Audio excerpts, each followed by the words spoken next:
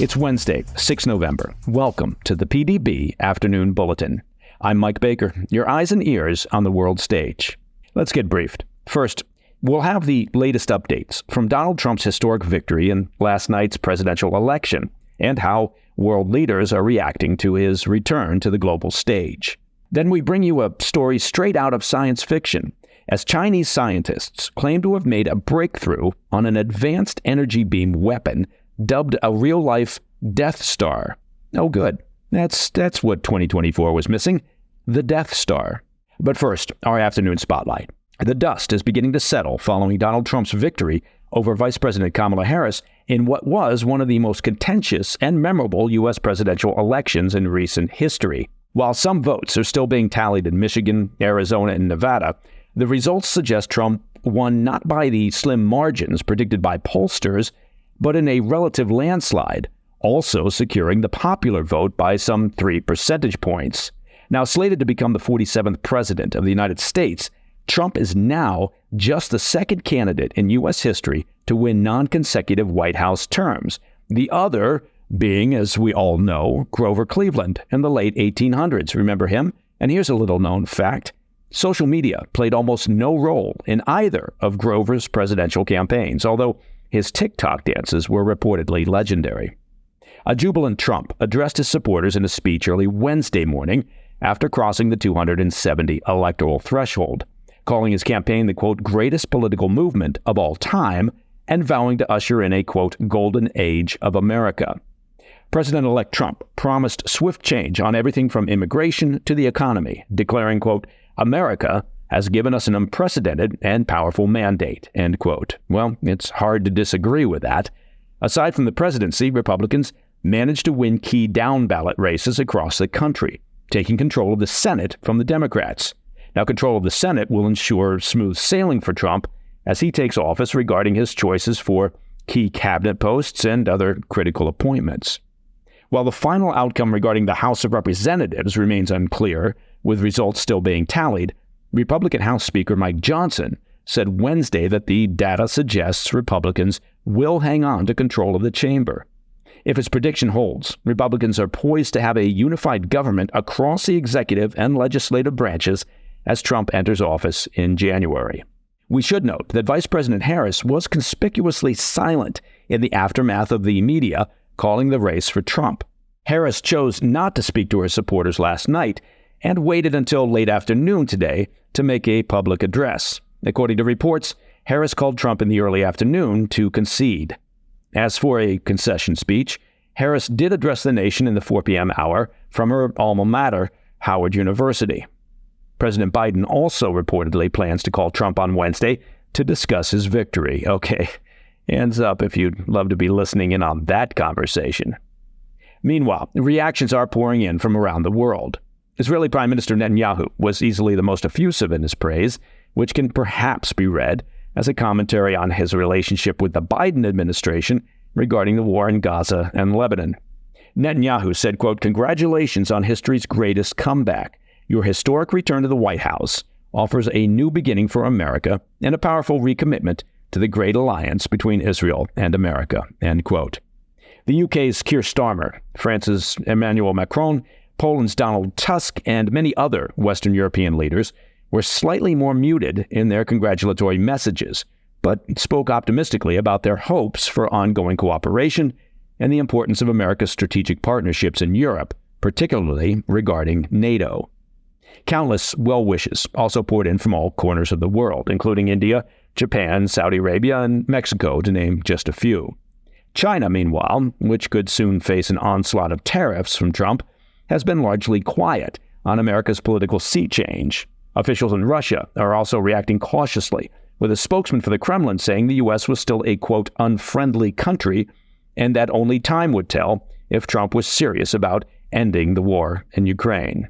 Speaking of Ukraine, one of the first world leaders to congratulate Trump on his victory was President Zelensky, who called it, quote, impressive, and spoke of a recent meeting that he had with Trump where they discussed, quote, ways to put an end to Russian aggression. Now, many eyes were on Ukraine's reaction, given Vladimir Putin's ongoing war in the country, of course, and Trump's rhetoric that he can swiftly end the conflict, something that critics fear will play into the hands of Putin. Zelensky has been critical of the scale of Western support for the war, and there are concerns that Trump could curtail this aid and pressure NATO to limit their involvement. Although it's worth noting that it was the Trump administration back in 2018 that actually authorized the sale of lethal aid, including Javelin systems and anti-armor missiles, to Ukraine. Aid that had previously been refused by the Obama-Biden administration following Russia's move into Crimea back in 2014. Zelensky said he admires Trump's, quote, commitment to the peace through strength approach in global affairs. He added, quote, this is exactly the principle that can practically bring just peace in Ukraine closer. I am hopeful that we will put it into action together, end quote. Coming up, we turn to China, where scientists have allegedly made a breakthrough on an advanced energy beam weapon dubbed a real-life Death Star. They're calling it the Alan Parsons Project. It's a laser beam. All right, I'm sorry. Apologies to Austin Powers. I'll be right back.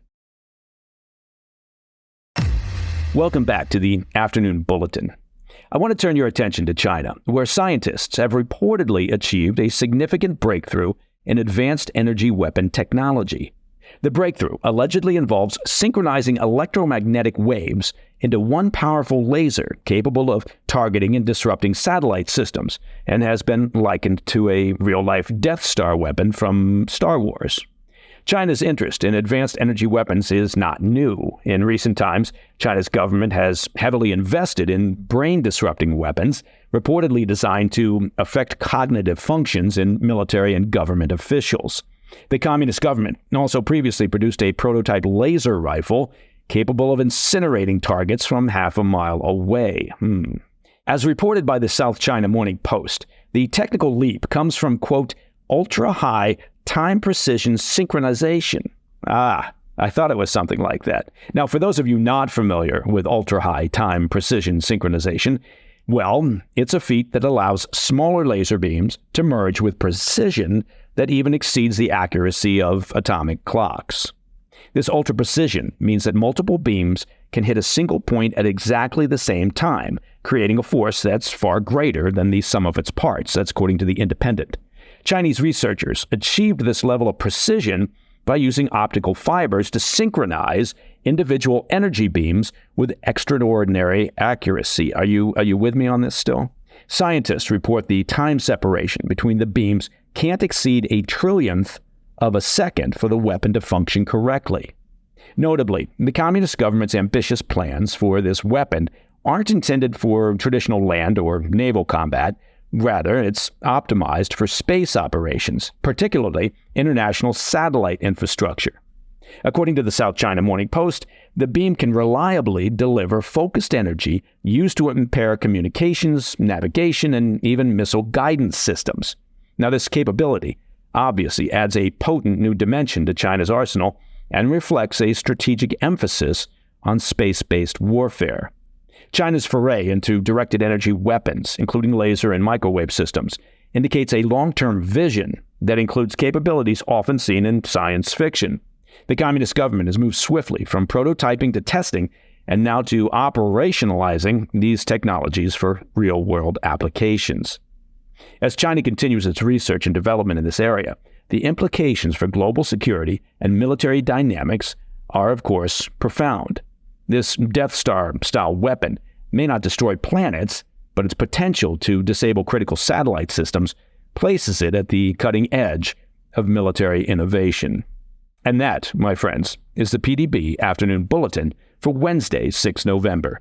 If you have any questions or comments, please reach out to me at pdb@thefirsttv.com.